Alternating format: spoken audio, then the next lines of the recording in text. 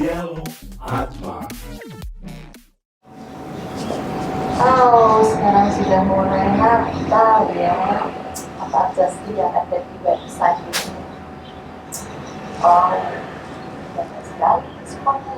Oh, dan persen ya dapat 5. Wah, ini ada tawaran nyanyi lagi. Apa ini? Halo Bu Yudi. Buset. Bu Yudi lagi ngapain? Ini loh, yang namanya media sosial itu dipenuhi ya, promo-promo kan. Ini kita lihat nih kan, ada promo Apa itu, Bu? 70%, ada yang beli 2 dapat 5, atau ada yang bahkan 99% off kan gitu. 99% off itu berarti harganya cuma 1% ya. Luar biasa. Jadi Bu Yudi sudah memutuskan mau beli apa? Belum, nah Bu Sherly apa ini? Nggak tertarik di mana-mana semua orang nawarin diskon, namain promo, bahkan yang depan-depan situ itu lihat nggak tadi waktu kesini itu bahkan cilok pun pasang ya atau tulisan menjelang Natal, menyambut Natal, diskon 1 tusuk ya, atau beli 5 dapat 1 tusuk gitu. Nah, Iya. di warung-warung kecil Iya. yang jualan baju entah itu yang harganya berapaan mungkin itu pun sudah pasang harga beli 2 dapat Iya. 1 gratis. Besarnya nggak tertarik ke situ, itu sesuatu yang menggiurkan kan. Saya sudah nggak tahu lah sudah berapa yang aku beli. Saya tergiur Bu Yudi. Gimana? Teman-teman saya ini sudah pada nawarin jualannya, ya. Beberapa teman itu menawarkan, Mbak, ini saya jualan kue nih, butuh untuk hampers untuk Natal nggak? Nah itu penawaran-penawaran seperti itu ternyata sudah banyak sekali. Belum lagi baju-baju Bu Yudi, banyak banget yang diskon. Coba kalau misalnya Bu Yudi punya aplikasi Shopee ya, itu biasanya notification-nya sudah muncul, promonya apa, gratis ongkir, diskon, ya. Ternyata itu menarik sekali Bu Yudi, apalagi momennya pas banget, gitu. Terus Bu Sari ikut beli nggak seperti aku? Saya nunggu gajian dulu Bu Yudi. Oh gitu. Kalau Bu Yudi gimana? Tapi kalau kita itu Natal itu apa yang kita pikir kok selalu persoalan konsumtif gitu ya, jualan beli dan Serius banget ya? Pak Agus. Serius banget sampai seragam ini dari kelompok arisan mana ini? Sampai segitunya ya, menjelang Natal Iya, ya. soalnya ini loh saya punya banyak akun media sosial ya, dari mulai IG, Facebook, kemudian YouTube, isinya tiap kali berapa scrolling akunnya orang muncul iklan kan, muncul promosi, semuanya menyambut Natal gitu, tagline-nya menyambut Natal, promo, diskon sekian persen gitu. Nah itu sebetulnya fenomena apa sih seperti itu? Apakah memang perlu ya kita mikir Natal itu sebagai sebuah waktu yang tepat untuk melakukan promo-promo? Iya, ya memang setiap momen itu menjadi penting karena kadang-kadang orang itu membeli produk itu kan karena momen. Kadang yang istilahnya tanpa apa-apa kemudian pengen sesuatu, tapi ada momen yang kemudian dimanfaatkan. Nah, Natal ini kebanyakan digunakan justru untuk jualan, bukan esensi religiusnya, bukan esensi Natalnya sebagai bagian dari sebuah momen. Jadi ya momennya diskon. Jadi ya memang yang namanya momen itu sangat penting di dalam proses selling. Jadi di mana-mana begitu sih. Sebenarnya tidak hanya Natal saja kan, setiap momen agama, momen religius sekarang tertutup oleh momen salesnya. Jadi inilah yang menjadi problematika sebetulnya di dalam realitas masyarakat. Iya, makanya jadi esensi dari kita kebetulan Natal ya, esensi dari Natal menjadi hilang ketika kemudian itu jadi zonanya pebisnis ya. Iya. Ya, padahal kan mestinya yang nggak bisa dibukanya Natal itu bisnis itu juga mulai berpikir tentang sesuatu yang lebih esensial daripada sebatas promo atau diskon. Itu masih Ya, iya kan? harusnya dimanfaatkan juga. Tapi memang sulit ya karena momen Natal ini kan menjelang tahun baru juga. Sehingga seringkali Natal ini tertutup oleh tahun baru. Ketika kita bicara tahun baru di dalam aspek bisnis, biasanya ini stok-stok lama ini sudah harus dihabiskan nih. Bahkan brand-brand gede pun itu obral agar kemudian di tahun depan dia mempunyai sebuah merek yang baru, desain yang baru dan lain sebagainya. Jadi harusnya memang konsep-konsep untuk membangun aspek-aspek brand ini lebih ke spiritualnya. Ketika momennya spiritual ya harusnya spiritual yang diangkat. Termasuk kita secara individual kan Bu Sherly tadi saya lihat di Instagramnya tunjukkan ya jelang Natal mungkin Religius ya. iya jadi pakai berdoa buka kitab suci ya kan nyanyi lagu Jadi berdoanya begini ya.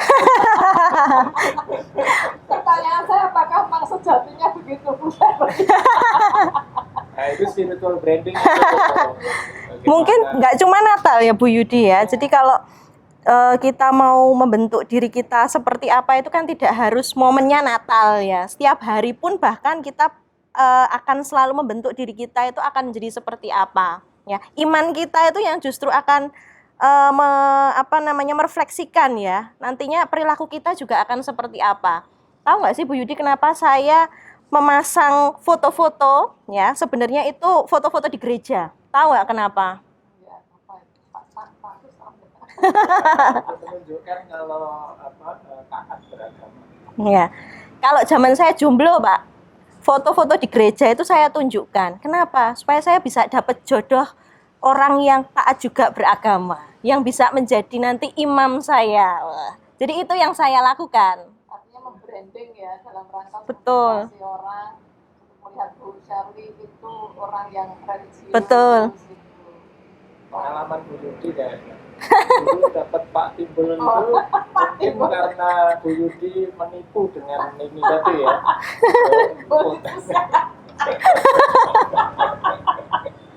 Yang tidak tenggelam itu loh.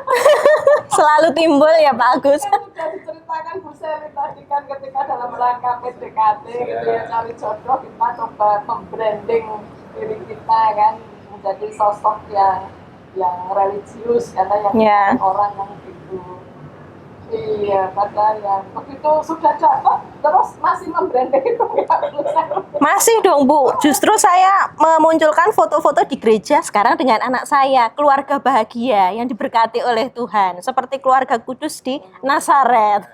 Betul, contoh spiritual branding yang di esensialnya itu seperti itu. Karena seringkali begitu ketika branding itu seolah-olah hanya make up saja gitu, padahal aslinya enggak gitu kan. Jadi sebenarnya di dalam konsep bisnis spiritual branding itu kan berkembang sekitar istilahnya ketika aspek-aspek yang terkait dengan branding itu kemudian tidak sekedar aspek apa yang bisa ditunjukkan dari body dan mind-nya, tetapi kemudian lebih dari itu adalah soul-nya. Jadi produk ini punya jiwa yang memang betul-betul istilahnya spiritualnya itu memang ada. Jadi produk yang misalnya seperti sekarang itu sustainability.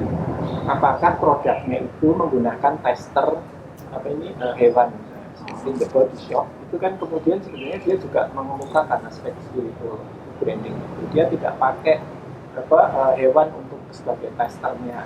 Dia kemudian lebih ramah lingkungan sehingga packagingnya bisa didaur ulang. Nah, sebenarnya itu bagus banget sebagai contoh spiritual branding. Artinya ada tiga konsep tadi yang penting ya di branding ya, body, mind, and soul. Dan itu harus konsisten kan, jangan sampai nggak konsisten karena kalau nggak konsisten itu gagal brandingnya. Ya. Artinya juga ini kan sebuah brand itu kan bekerja dalam konteks personality ya. Artinya kalau orang itu harusnya kalau personality kan memang betul berasal dari dalam dirinya gitu ya. Personality-nya baik itu bukan karena dilihat, bukan karena ditonton gitu ya. Kalau misalnya itu beragama itu kan justru perintah Tuhan itu kan kalau kamu berdoa bahkan nggak usah ditunjukkan, masuklah ke kamarmu, kuncilah dan kamu bertemu bergabunglah dengan Tuhanmu gitu ya, sehingga perjumpaan pribadi itulah personality yang asli dari kita sebetulnya. Makanya di dalam konsep spiritual branding itu banyak banget sekarang sudah mulai digunakan, terutama di negara-negara maju kan. Berangkatnya itu dari care terhadap lingkungan. Jadi spiritual branding itu berangkatnya dari care terhadap lingkungan. Kenapa di Eropa, di negara maju? Karena mereka yang pertama kali mengalami dampak dan memikirkan dampak. Contoh nih misalnya seperti di Eropa. Eropa itu kan sudah mulai masuk ke energi baru dan terbarukan. Artinya mereka merasakan betul bahwa yang namanya energi itu adalah sebuah kekuatan, sehingga mereka tidak lagi mengambil dari minyak bumi, tetapi mereka menggunakan energi alam. Nah, itu kemudian dipakai sebagai spirit of the brand, sunflower dan lain sebagainya. Itu kemudian mengungkapkan bahwa produk kami adalah produk yang sangat environmental friendly, misalnya begitu. Jadi konsep-konsep spiritual branding itu memang bukan berarti mereka lebih hebat dari kita. Sebenarnya kita juga punya sejak dulu. Orang Indonesia itu kan dia sangat sangat peduli dengan lingkungan. Kita punya istilahnya local culture yang menghargai betul alam. Kalau misalnya kayak orang Baduy itu bahkan tidak boleh mematahkan batang, tidak boleh. Jadi kalau dia makan biji itu bijinya jangan dibuang di tempat sampah, tapi kembalikan ke alam. Itu kan sebuah konsep spiritual branding sebetulnya di dalam mindset gitu ya. Tinggal kemudian diungkapkan di dalam aspek-aspek produk, brand, bisnis. Jadi saya tadi pagi menemukan kata yang bagus ketika ada webinar dengan alumni. Itu dari goal dari goal itu tujuan, goal itu emas hasil. Ketika kita men-set up goal, kita akan mendapatkan goal. Tapi setelah goal kita harus goal. Jadi konsep berpikir tadi mind, body, mind and soul. Artinya ketika kita bicara tentang bisnis, harusnya desain bisnis itu seperti itu. Artinya diarahkan pada sesuatu yang kemudian itu istilahnya sustainable kan. Kalau kita bicara tentang sustainability dalam konteks spiritual kan enggak. Artinya Tuhan itu kan sumber sustainability, asal dan sumber sustainability. Artinya keberlangsungan kehidupan itulah yang kita bisa lihat dari esensi Tuhan. Jadi sebetulnya luar biasa loh kita punya.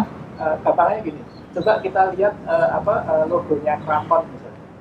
Logonya Kraton itu kan ada hijau, ada kuning, ada apa itu sebenarnya refleksi dari alam. Kemudian ada Dwinonggo Rasa Tunggal misalnya, itu kan refleksi dari tahun. Kita lihat logo Atmajaya Jogja gitu kan, itu kan spiritual banget. Serviens in lumine veritatis, itu kan spiritual branding gitu. Melayani dalam cahaya kebenaran. Jadi ketika kita bicara tentang tadi visi spiritual tadi, itulah yang sebetulnya sangat kuat sekali bisa membangun sebuah brand. Makanya misalnya kita bicara tentang Universitas Atmajaya, kenapa Universitas Atmajaya bisa sebesar ini? Mungkin itu kekuatannya pada spirit tadi. Nah, apakah betul semua aspek visi, misi, dan kemudian goal tadi itu mengarah ke sana? Akhirnya adalah God. Ya, dan juga ini ya Pak Agus, tidak hanya dari kepedulian terhadap lingkungan ya tadi contohnya, tapi sebenarnya kepedulian kita terhadap situasi sosial sekarang ini gitu ya. Karena nampaknya kalau kita mencermati situasi sekarang ini di tengah pandemi COVID gitu ya. Nah, ini cara pandang kita menjadi berubah, kemudian cara kita untuk care dengan orang-orang yang ada di sekitar kita pun juga pasti akan berubah, termasuk brand. Ya, ingat nggak Pak Agus waktu Burger King ya bikin semacam rilis ya, ayo dong beli produk-produk, bahkan memunculkan merek-merek yang lain loh, itu kompetitor loh, dan mereka pun sampai begitu. Kenapa? Karena mereka melihat bahwa memang dengan adanya pandemi COVID ini nampaknya juga membuat bisnis ini menjadi mati juga gitu ya. Banyak bisnis-bisnis sekarang yang sudah mulai tutup, mem-PHK karyawan ya. ini bagian juga ya yang harus direfleksikan bersama bahwa ternyata bisnis ini tidak hanya sekedar tadi profit ya, tetapi juga mereka punya nilai yang care juga kepada karyawan atau bahkan orang-orang yang ada di sekitar mereka. Nah, kalau di dalam diri kita ya, mungkin pada saat Natal ini ya kita lebih lebih peka dengan yang ada di sekitar kita, nggak berlebihan, nggak belanja berlebihan ya, kita bisa nyumbang deh. Iya, ya mungkin ya sekaligus ini juga sebenarnya problematis ya, dilematis juga ya, wah diskonnya banyak nih, tapi di sisi lain loh situasi sosialnya begini nih, jadi saya mau gimana nih, mau beli barang atau mau membantu orang-orang yang ada di sekitar? Kalau saya itu mah beli banyak, gitu. Tapi kemudian serahkan kepada orang lain. Wah luar biasa Bu Yudi. Spirit karitatif itu memberikan, Iya, kasih sayang, dikasih sayang. Dipakai dulu. Iya. Jadi kalau tadi saya ambil kata kuncinya itu spiritual itu artinya memperhatikan atau peduli pada lingkungan ya. Jadi kalau personal branding tapi dikaitkan dengan spiritual itu bahwa kita itu juga berguna bagi lingkungan kita kan gitu. Terus apa nih? Jadi kalau di dalam bisnis itu kan kalau kita bicara tentang spiritual branding itu sudah mulai banyak memang sekarang, misalnya gampangnya kayak gelang-gelang kayak gitu. Ya, gelang sekarang itu tidak sekedar gelang, tapi ada aspek-aspek religiusnya, ada aspek-aspek yang kemudian membuat kita itu tadi spiritnya itu kemudian membuka, ada merek karma and apa gitu, jadi ada karma, ada apa istilahnya kayak ada sesuatu yang baik, ada sesuatu Yin and yang gitu ya Pak Agus. Ya, atau apa, jadi gelang yin and yang. Nah itu kan sebetulnya tidak sekedar jualan gelang, tapi ada sesuatu yang ada sesuatu nilai yang akan digali agar orang yang menggunakan itu kemudian apa ya istilahnya merasakan betul this is my spirit gitu ya, dan spirit ini kemudian kan dilakukan ke banyak orang, kayak dulu diborong banyak barang kemudian diserahkan pada orang lain, dan orang lain itu suaminya.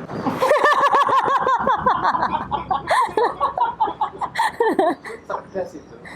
Ini single ya. Susah membranding kalau saya masih single Jadi ya. enggak Berarti brandingku keliru nih, Gagal. karena perilakuku tidak menunjukkan itu ya. Iya, salah berarti. Jadi konsistensi antara body, mind, and Soul. Yang gagal biasanya di bagian apa? Soul-nya itu ya. Kita hanya lebih ke body-nya ya. bahkan body saja kan Body aja. Seperti misalnya saya pakai kalung salib mungkin ya. Nggak ada yang pakai. Saya nggak pakai. Ya, hanya sebatas sebagai saya menunjukkan ini saya Kristen gitu aja ya. Tapi tidak menghayati betul. Kemudian seperti yang tadi dibilang Pak Agus itu diharapkan penjualnya supaya konsumennya itu juga ikut mengikuti nilai-nilai itu, mungkin tidak tercapai sampai di situ ya. Konsumen itu hanya sebatas ya beli untuk identitas superficial permukaannya aja. Tapi gimana nih usaha para pebisnis ini, atau mungkin tidak hanya pebisnis ya, tapi juga personal perang gitu atau organisasi non-profit itu untuk sampai bisa membentuk soul-nya itu gimana? Konsumennya bisa sampai menghayati betul ya. yang dikonsumsi. Ya, makanya kan sebetulnya konsep branding itu yang menjadi kata kunci. Jadi bagaimana branding itu kan sebuah proses bagaimana membangun personality of the product. Manusia produk, tapi Agus brand. Artinya Agus yang satu dengan Agus yang lain bisa berbeda. Dari mana aspek perbedaannya? Bagaimana dia bersikap, berperilaku, kemudian menyampaikan sesuatu, semua hal itu diolah di situ. Maka ketika kita bicara spiritual branding, itu konsep key performance indicators-nya itu dikaitkan dengan benefit yang diperoleh oleh orang lain, bukan di produknya. Nah, ini kan sebuah cara berpikir atau cara memandang yang berbeda. Jadi kamu itu dilihat bukan dari kamu, tetapi dari apa yang menjadi dampak. Makanya kan sekarang ini bukan output yang penting, tapi outcomes. aspek yang penting yang pertama. Yang kedua, memang di dalam konsep spiritual branding itu juga strategi. Artinya kita juga harus membangunnya secara strategis. Karena begini, surga saja itu kalau tidak didesain promosinya itu mungkin banyak orang nggak tahu dan nggak ingin ke sana karena waduh nanti isinya cuma orang doa ya di sana ya gitu kan. Maka kan asik gitu ya, bisa minum, bisa B2, B1 dan apapun gitu kan. Artinya begini, ketika barang yang baik seperti begini, kalau tidak kita desain di dalam konsep branding, tetap aja nggak akan mampu bertahan di dalam kompetisi. Jadi teh ini apa sih? Kalau beli kan orang beli teh, iya semua orang jual teh, tapi teh yang mana? Ya kan? Tehku bahkan ya, tehku ada jual tahu apa sok tahu gitu, jual tahu kok sok tahu itu mereknya, tapi kan ketika kemudian ditulis sok tahu yang nempel di benak kita bukan tahunya tapi pesan sok tahunya itu. Jadi ternyata di situ dia mencantumkan gitu ya bahwa sok tahu itu adalah sebuah kondisi di mana kita sebetulnya menunjukkan kebodohan kita, misalnya begitu ya. Jadi orang akhirnya ingat itu, iya ya, nah itu spiritual branding seperti itu sebetulnya. Bagaimana dampaknya bagi kita sebagai konsumen itu ketika kita melihat brand ini tidak sekedar apa yang kita minum, tetapi kita tadi nyampe pada spiritual kita. Itu ternyata susah ya ketersediaan air bersih itu di dunia. Di Afrika Selatan itu sudah hampir kehilangan sumber-sumber airnya misalnya. Di negara-negara tertentu kita kok gampang banget ya membuang-buang air misalnya seperti itu. Jadi konsepnya itu tetap aspek dampak, yang kedua tetap bagaimana strategi untuk desain brandingnya itu. Jadi bukan itu effort ya, itu strategi ya branding itu ya. Oke, bukan usaha yang sederhana, memang itu harus dirancang secara serius karena hasil yang diharapkan kan sampai pada istilahnya perilaku, bahkan nilai-nilai sampai segitu sampai ya kan. Spiritnya itu titik yang paling dalam dari manusia kan. Makanya bahkan kalau dulu itu kan konsep branding itu sampai misalnya brand loyalty ya, loyal pada tapi kan tidak hanya brand loyalty, setelah itu berkembang yang namanya brand evangelist. Artinya seperti seolah-olah kita preaching ya bahwa brand ini luar biasa, Tuhan akan ini ketika kamu menggunakan brand. Jadi kayak evangelis.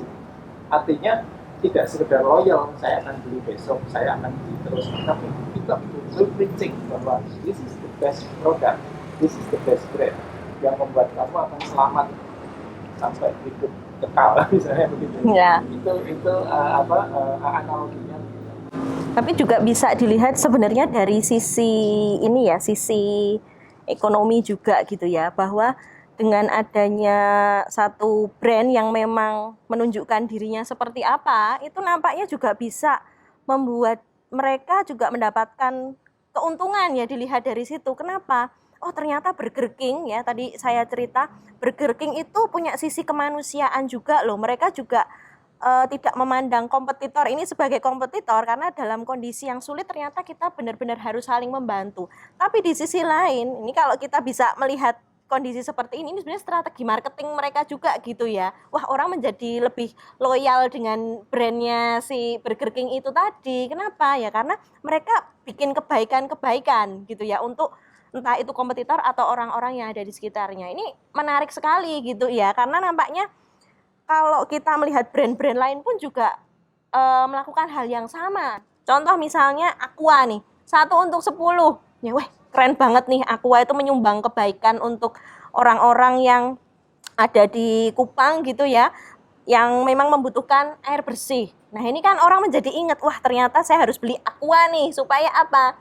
Supaya nanti saya juga bisa turut membantu. Dan ini tampaknya ketika ini bisa internalisasi oleh si konsumen pun juga, ini berarti lulus juga nih si merek-merek itu untuk menanamkan spiritual branding yang mereka punya kepada konsumennya gitu. Kalau ya betul. Jadi kalau misalnya nih kasusnya adalah individual gitu, Bu Sari ingin memiliki brand produk kayak apa gitu, dan kemudian bagaimana kira-kira cara menciptakan itu, mewujudkan brandingnya. Ya, kalau saya sih sebenarnya prinsipnya pada apa ya, hal yang sifatnya positif ya, jujur lah ya, jujur, kemudian apa namanya, apa yang sebenarnya kita berikan kepada orang lain itu nanti ujung-ujungnya kembali lagi kok ke kita. Kalau kita apa, jujur itu tadi, itu sederhana, di agama pun juga diajarkan kejujuran gitu ya, dan memang ketika kita melakukan hal yang baik, karma baik pun juga akan kembali ke kita. Ya, gitu. Kalau Pak Agus? Ya, kalau saya sih simpelnya begini, ketika kita melakukan sesuatu ya lakukanlah dari dalam hatimu. Artinya ya ini apa istilahnya, saya melakukan itu dari dalam hati, artinya bukan hanya karena tangan saya, tapi saya dari dalam hati saya memang ingin membantu, artinya ingin memberi, artinya ingin apa istilahnya menjadi bagian dan lain sebagainya. Jadi semua starting pointnya ya dari hati saya. Maka saya merasakan apapun yang saya lakukan moga-moga tidak membuat saya capek, tidak membuat saya bersungut-sungut, tidak membuat saya mengumpat. Enggak, karena saya mulai tadi saya suka dengan positif. Jadi karena sesuatu yang positif dikalikan berapapun hasilnya pasti akan lebih gede. Tapi ketika kita mulainya negatif, meskipun -1 dikalikan 1 juta itu malah jadi -1 juta. Tetapi kalau positifnya cuma 1 dikalikan 1 juta, saya dapat 1 juta. Jadi saya merasakan bahwa bagaimana personal branding dan spiritual branding saya itu sebuah proses yang alami. Jadi tidak perlu dibuat-buat. Ya sudah, saya mulai dari hati saja, dari hati saya. Ketika saya ikhlas di dalam menjalankan sesuatu, semuanya nanti akan bisa memberikan dampak yang positif. Meskipun kadang-kadang tidak secara langsung jujur, gitu ya. Karena biasanya aspek spiritual itu tidak langsung kelihatan. Beda dengan fisikal. Spiritual itu kan soul, jiwanya. Bisa jadi bahkan mungkin puluhan tahun baru, ampun 20 tahun yang lalu, saya ingat Agus itu ngasih saya sesuatu ini baru 20 tahun kemudian itu memberikan value. Nah itu yang kadang-kadang kita selalu berpikir sangat otomatis matematik gitu. Otomatik matematik itu gini, kalau saya bikin gini orangnya gimana ya, kalau saya bikin gini sehari kemudian dia ngapain ya. Nah itu bukan spiritual branding, itu masih aspek atau body karena transaksi. Ya, jadi kalau saya tambahin lagi satu hal yang penting adalah bahwa membangun atau upaya spiritual branding itu adalah sebuah proses yang dimulai dari awal sekali ya, tidak bisa tiba-tiba setengah jalan buat kita bikin, karena itu ya tadi itu membentuk karakter, membentuk kepribadian ya kan, membentuk hati itu kan mestinya dari awal. Ya, jadi intinya kan 3 itu ya, jujur, kemudian berangkat dari hati, dan untuk bisa sampai ke situ butuh proses, dan prosesnya harus dari awal. Bukan sesuatu yang mudah, tetapi bisa kita capai untuk membangun yang namanya spiritual branding. Dan kemudian spiritual branding itu tidak hanya berlaku pada individu, tapi juga seluruh seluruh hal ya, seluruh komponen seperti bisnis maupun yang organisasi non-profit seperti institusi pendidikan ini juga mestinya berangkat dari keinginan untuk membangun spiritual branding. Ya, setuju saya. Setuju. Tambah lagi. Ya, artinya moga-moga saja ketika kita belajar tentang ini, kita juga meskipun kita membeli sesuatu, kita mendapatkan sesuatu, kita kemudian mulai merefleksikan what is the value-nya, what is the spirit-nya, sehingga kita tidak terlena ya. Misalnya seperti menjelang Natal ini kan semua orang menghirup itu beli ya, tapi orang tidak memikirkan bagaimana yang bisa kita berikan, bukan beli tapi beli. Itulah konsep bagaimana spiritual branding dalam kehidupan bangsa. Menurut saya. Ya, termasuk ini ya, don't judge the book by the cover gitu ya. Mau kostum kita seperti ini pada saat Natal gitu ya, tapi kalau hati kita ternyata nggak siap, percuma Bu. Ya, jadi tetap harus hati yang perlu kita siapkan, dan ini menjadi refleksi gitu ya sebenarnya. Makanya Pak Agus nggak pakai baju warna merah pun sebenarnya juga nggak apa-apa gitu ya. Yang penting hatinya bagaimana menyambut gitu ya. Itu polos. Hati merah itu nggak salah maknanya. Nah, oke, Sobat Atma ya, kita cukup ramai tadi, cukup menarik ya diskusi ngobrol kita tentang spiritual branding ya. Dan kiranya apa yang kita perbincangkan itu menjadi manfaat bagi kita semua untuk membangun spirit Natal ya, baik bagi individu kita sebagai individu maupun para pebisnis maupun organisasi non-profit, supaya Natal itu betul-betul bermakna bukan hanya buat kita ya, tapi juga buat orang lain dan juga buat lingkungan. Jadi demikian akhir perjumpaan kita mengucapkan selamat Natal dan juga selamat menjelang tahun baru.